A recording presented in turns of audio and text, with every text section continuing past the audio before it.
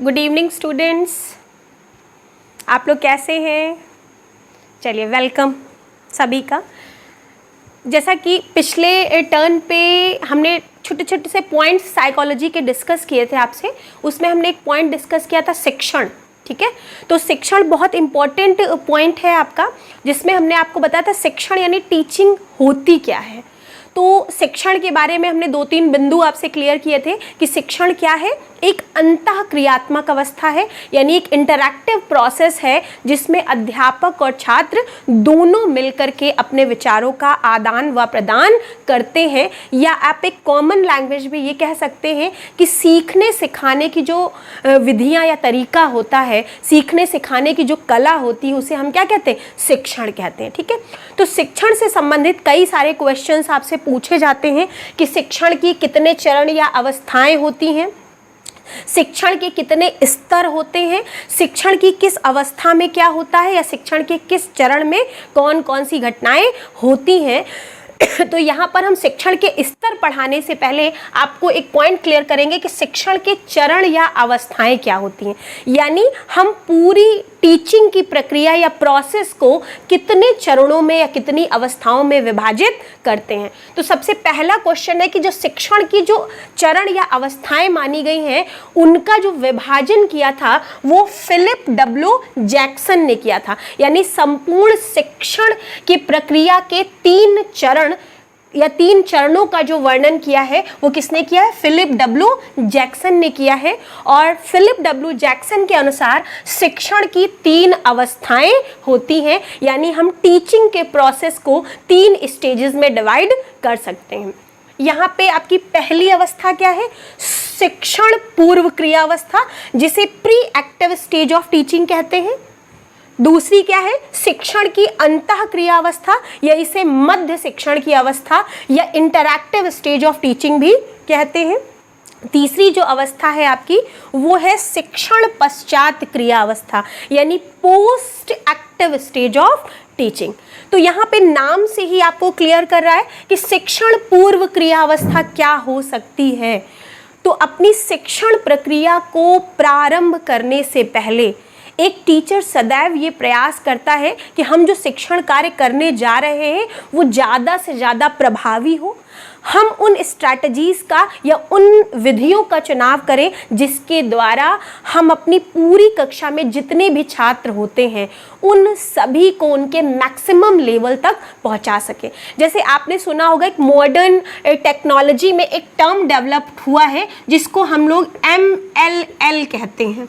तो ये जो MLL है इसका फुल फॉर्म है minimum to maximum level of learning, यानी जो MLL विधि है आपकी उसको हम लोग minimum to maximum level of learning के नाम से जानते हैं।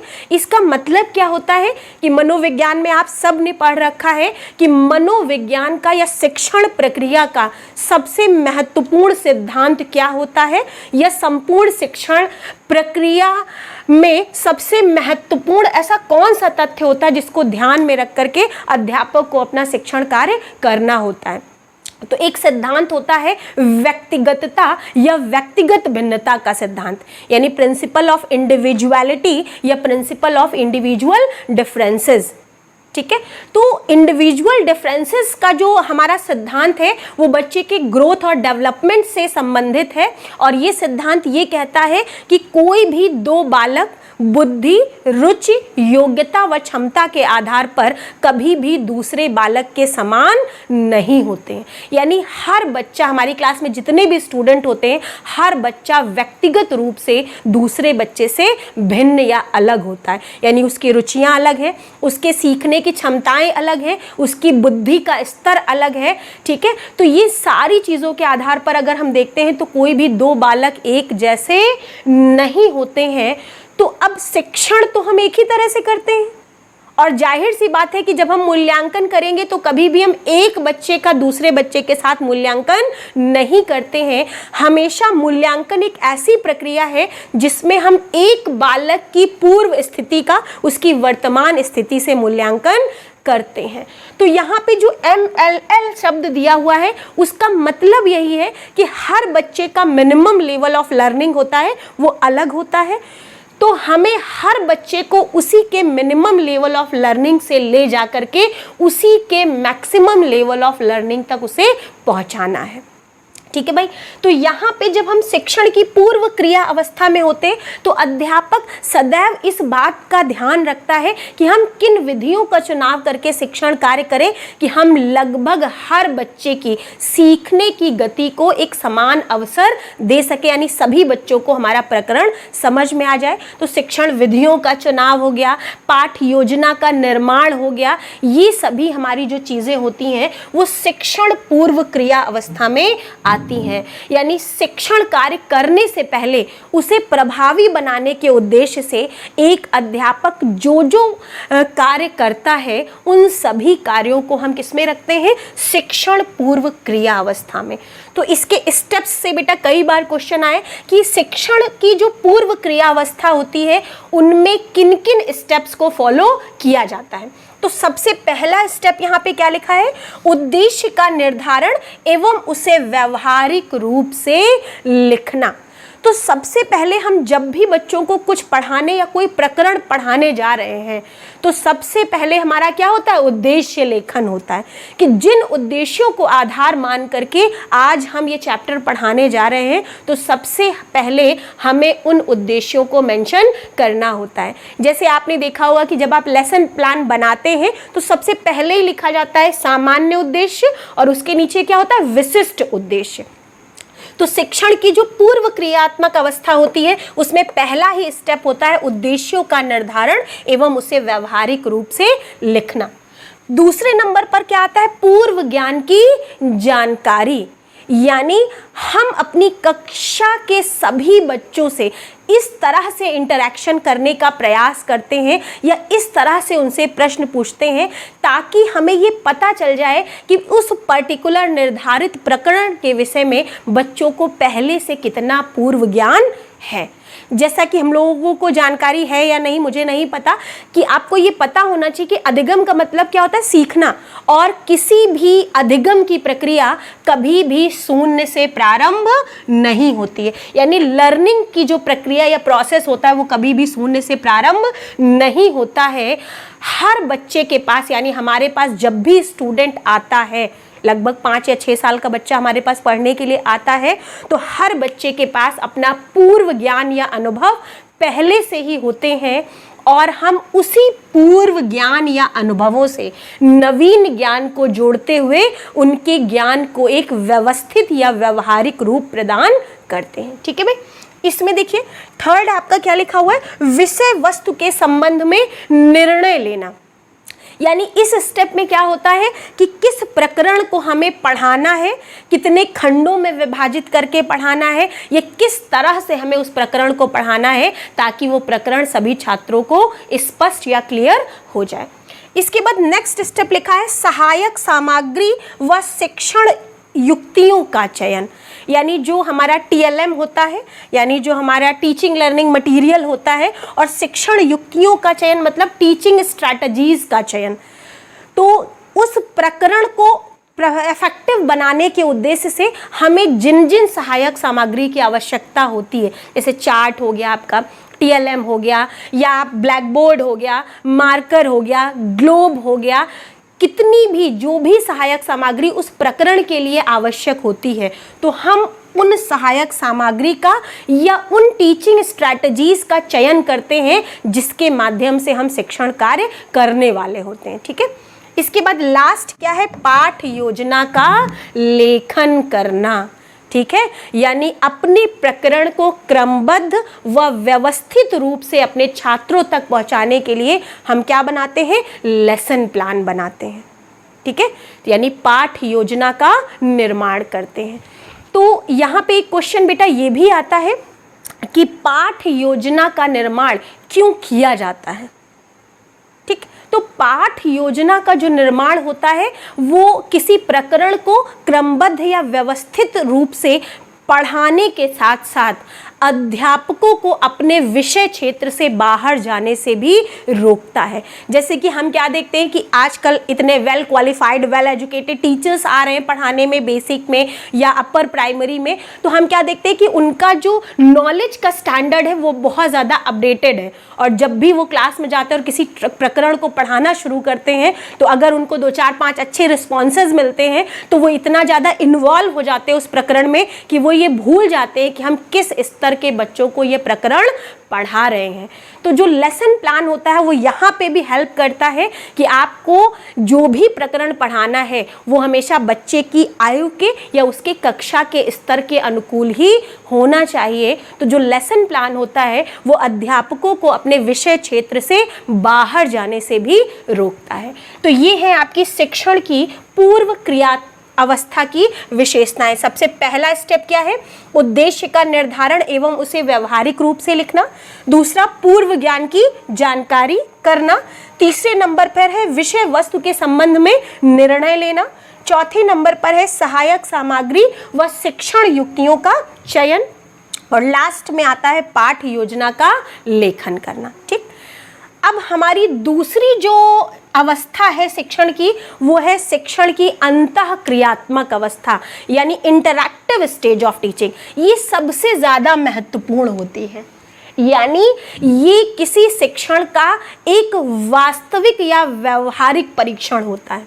इसमें क्या होता है कि कक्षा के अंदर अध्यापक और छात्र के मध्य जो भी वार्तालाप, जो भी विचारों का आदान प्रदान या जो भी अनुक्रिया या प्रतिक्रिया होती है, उन सभी को हम किस में शामिल करते हैं? शिक्षण की अंतः क्रिया अवस्था में हम शामिल करते हैं। इसको भी हम कई स्टेप्स में डिवाइड कर सकते हैं। जैसे पहला है कक्षागत परिवेश की अनुभूति।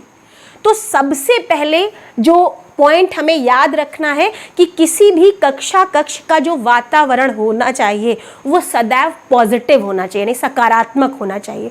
यानी अध्यापक को कक्षा का एनवायरनमेंट ऐसा बनाना चाहिए कि सीखने की जो भी गतिविधियां हों वो सदैव पॉजिटिव हों। तो जब कोई बच्चा सकारात्मक परिवेश में सीखता है या अपने अधिगम का परिणाम उसे पॉजिटिव मिलता है तो उसके सीखने की जो गति होती है वो अपने आप बढ़ जाती है। तो कक्षागत परिवेश की अनुभूति, यानी कक्षा का एनवायरनमेंट कैसा होना चाहिए? एक पॉजिटिव होना चाहिए। ठीक है, इसके बाद शिक्षार्थी के व्यवहार व योग्यता का ज्ञान, यानी इसमें जो टीचर होता है जब वो अपना शिक्षण कार्य करता है तो बीच बीच में वो इस तरह से बच्चों से प्रश्न पूछता है, बच्चों के सामने कुछ समस्याएं रखता है जिससे वो सभी छात्रों के वास्तविक व्यवहार का, उनकी रुचियों का, उनकी योग्यताओं का ज्ञान प्राप्त कर लेता है। यानी किस बच्चे का ज्ञान का स्तर कितना है, सीखने का स्तर कितना है, उसके रुचि का क्षेत्र कितना है, इन सभी को वो अपनी शिक्षण की अंतः क्रियात्मक अवस्था के अंतर्गत जानकारी प्राप्त कर लेता है। इसके लिए वो क्या करता है कि कक्षा में बहुविकल्पी प्रश्न हो गए, अपसारी प्रश्न हो गए, अभिसारी प्रश्न हो गए, इस तरह के प्रश्नों का प्रयोग करता है और छात्रों से उसके संबंध में प्रतिक्रिया प्राप्त करता है। इन सभी गतिविधियों के द्वारा उसे छात्रों के व्यवहार का व उसकी योग्यताओं का पूरा ज्ञान हो जाता है। अब बात यहाँ पर आती है कि अभिसारी या अपसारी प्रश्न क्या होते हैं। तो अभिसारी को इंग्लिश में हम लोग कन्वर्जेंट क्वेश्चंस कहते हैं और अपसारी को डाइवर्जेंट क्वेश्चंस के नाम से जाना जाता है। ठीक है, इसी में आपका एक क्वेश्चन आता है बेटा कि बद्ध अंत वाले प्रश्न और दूसरा आता है मुक्त अंत वाले प्रश्न। तो बद्ध अंत का मतलब क्या होता है? क्लोज एंडेड क्वेश्चंस, और मुक्त अंत का होता है ओपन एंडेड क्वेश्चंस। तो जहाँ पर हम अभिसारी और अपसारी की बात करते हैं तो एक विज्ञान का टर्म है, जैसे अभिकेंद्री बल का मतलब होता है जो हमारे सेंटर के अंदर होता है, यानी इस केंद्र के अंदर का जो फोर्स होगा वो अभिकेंद्री कहलाता है। अब देखिए इसकी सीमा क्या है? बिल्कुल निर्धारित है, यानी ये जो फोर्स होगा वो इस सीमा के अंदर ही होगा, इसके बाहर नहीं होगा। तो यहाँ पर जब हम इसको साइकोलॉजी से कनेक्ट करते हैं तो अभिसारी प्रश्न का मतलब होता है कोई एक ऐसा प्रश्न जिसका उत्तर सीमित हो और पहले से ही निर्धारित हो, हम चाहकर भी उसको इस सीमा से बाहर न ले जा सके। ऐसे प्रश्नों को हम क्या कहते हैं? अभिसारी प्रश्न या कन्वर्जेंट क्वेश्चंस के नाम से जाना जाता है। जैसे एग्जाम्पल के रूप में हम आपसे पूछ लें कि हमारा देश कब स्वतंत्र हुआ था, तो देखिए इसका उत्तर सीमित भी है और पहले से भी निर्धारित है, हम चाहकर भी इसको एक्सटेंड नहीं कर सकते ना। तो 15 अगस्त 1947। या दूसरा क्वेश्चन, महात्मा गांधी के बचपन का नाम क्या था, तो हम केवल इतना ही बता पाएंगे, मोहनदास करमचंद गांधी। हम चाहे भी तो इस प्रश्न को इस निर्धारित सीमा से बाहर नहीं ले जा सकते। तो ऐसे प्रश्नों को हम क्या कहेंगे? अभिसारी प्रश्न कहेंगे। तो क्या आप हमें बता सकते हैं कि क्या अभिसारी प्रश्नों का प्रयोग करके हम छात्रों की स्किल्स को या उसके टैलेंट को डिस्क्राइब कर सकते हैं? नहीं कर सकते। क्यों? क्योंकि ये जो क्वेश्चन होते हैं, अभिसारी क्वेश्चन, ये केवल हमारी मेमोरी पर आधारित होते हैं। अगर हमारी मेमोरी अच्छी है तो हम अपने क्वेश्चन का आंसर रिकॉल कर लेंगे, और अगर हमारी मेमोरी अच्छी नहीं है तो हम अपने प्रश्न के उत्तर को रिकॉल नहीं कर पाएंगे।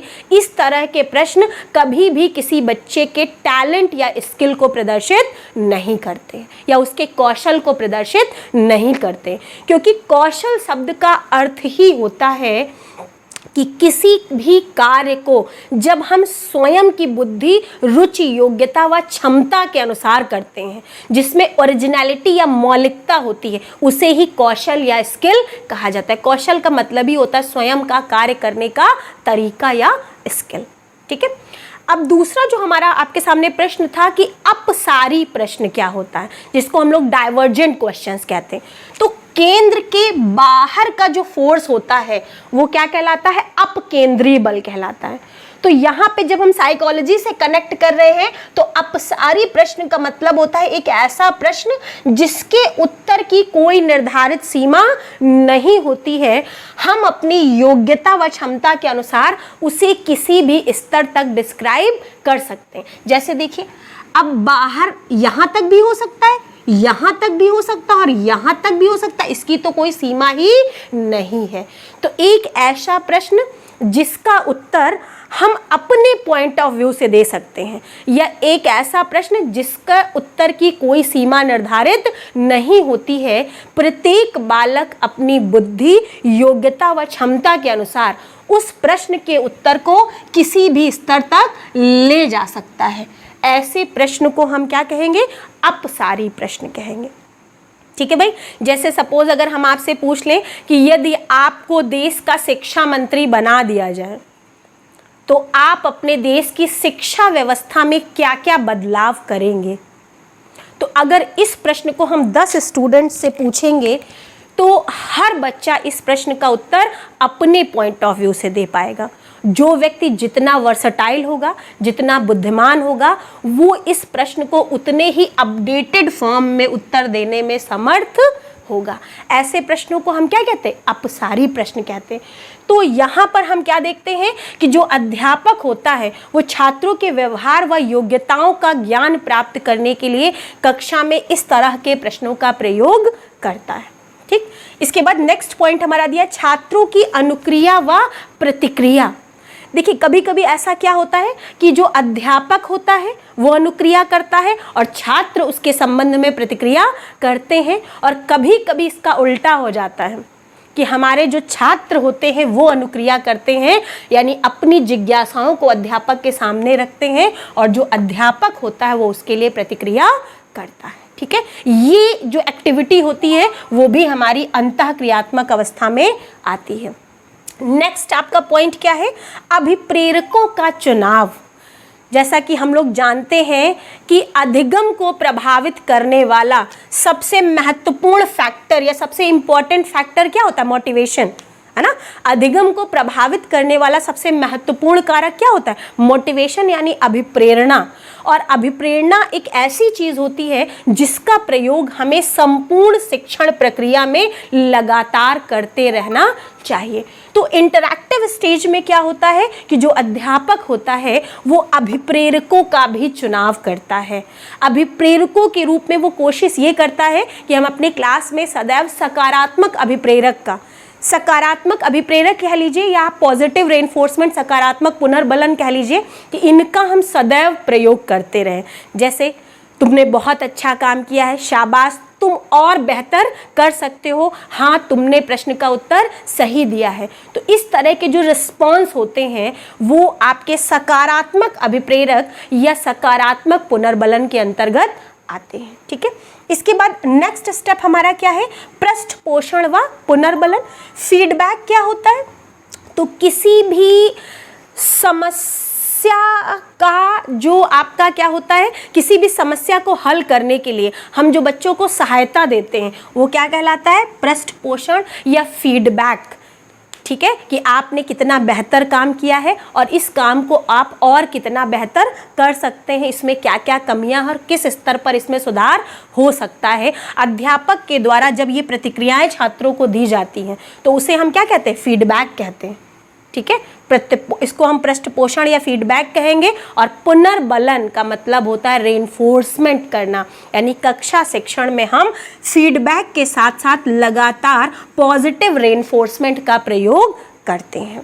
इसके बाद क्या आता है? व्यू रचना का विस्तार, यानी टीचिंग स्ट्रैटेजीज को एलाबोरेट करना।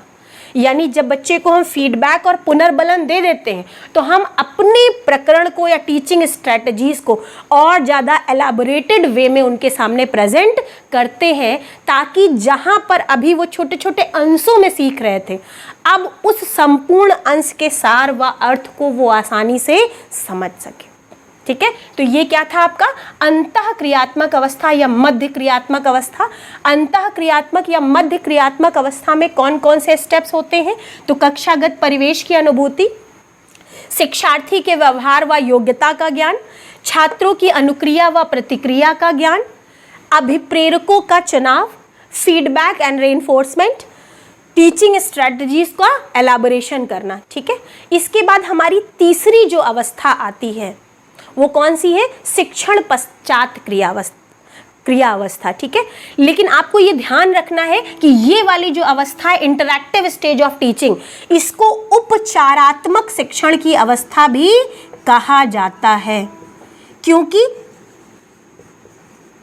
जब अध्यापक को अपने छात्रों की अनुक्रिया, प्रतिक्रिया, व्यवहार व योग्यताओं का ज्ञान हो जाता है तो फिर वो फीडबैक और पुनर्बलन उनको प्रदान करता है, और उसके बाद उसको जो जो कठिनाइयाँ या समस्याएं समझ में आती कि इस छात्र के संबंध में ये कठिनाइयाँ या समस्याएं हैं इसे, तो फिर वो जब व्यू रचना का विस्तार करता है तो उन समस्याओं को ध्यान में रखकर ही करता है। तो इसे हम उपचारात्मक शिक्षण की अवस्था भी कह सकते हैं। ठीक है भाई, इसके बाद तीसरी अवस्था हमारी क्या है? शिक्षण पश्चात क्रिया अवस्था, post active stage of teaching. ये तो आपको पता ही चला, इसे हम मूल्यांकन की अवस्था या आप ये कह सकते हैं मूल्यांकन के लिए या मापन के लिए हम जिन जिन विधियों का चुनाव करते हैं कि किस तरह से हमें बच्चे की योग्यताओं को मापना है या उसका मूल्यांकन करना है, उसको हम इसमें शामिल करते हैं। तो शिक्षण पश्चात क्रिया अवस्था ये लास्ट स्टेज है हमारी। यहाँ पर क्या होता है कि अध्यापक शिक्षण प्रक्रिया का पुनः स्मरण करता है, यानी अध्यापक क्या करता है कि उन तथ्यों को रिकॉल करता है जिन तथ्यों ने उसकी शिक्षण प्रक्रिया पर सकारात्मक प्रभाव डाले हैं, या आप ये कह सकते हैं कि प्रकरण में आने वाले मुख्य बिंदुओं को या शिक्षण को प्रभावित करने वाले मुख्य बिंदुओं को वो यहाँ पे क्या करता है? रिकॉल करता है और उसको ब्लैक बोर्ड पर लिखता है। लास्ट में क्या है? छात्रों में हुए व्यवहार परिवर्तन को जांचना, क्योंकि अधिगम का उद्देश्य ही होता है व्यवहार परिवर्तन, है ना भाई? अधिगम का उद्देश्य क्या होता है? व्यवहार परिवर्तन। तो जब यहाँ पे पूरा शिक्षण कार्य हो चुका है, बच्चे ने अधिगम कार्य कर लिया है, तो कहीं ना कहीं उसके व्यवहार में कहीं ना कहीं कोई ना कोई परिवर्तन अवश्य आते हैं। उन सभी परिवर्तनों को हम किसके अंतर्गत जांचते हैं? शिक्षण पश्चात क्रियावस्था में हम जांचते हैं। मूल्यांकन हेतु विधियों का चुनाव करना, यानी छात्रों के व्यवहार में होने वाले परिवर्तनों को या शिक्षण के उद्देश्य किस सीमा तक प्रभावी रहे हैं उनको जांचने के लिए या उनका मूल्यांकन करने के लिए हम जिन जिन विधियों का चुनाव करते हैं, जैसे ये परीक्षा भी हो सकता है, ये परीक्षण भी हो सकता है, ठीक है, ये आपका आकलन हो सकता है, असेसमेंट हो सकता है, ये आपका मूल्यांकन भी हो सकता है। तो इन सभी को हम किस में शामिल करेंगे? शिक्षण पश्चात क्रिया अवस्था में शामिल करेंगे। इसके बाद नेक्स्ट हमारा स्टेप क्या है?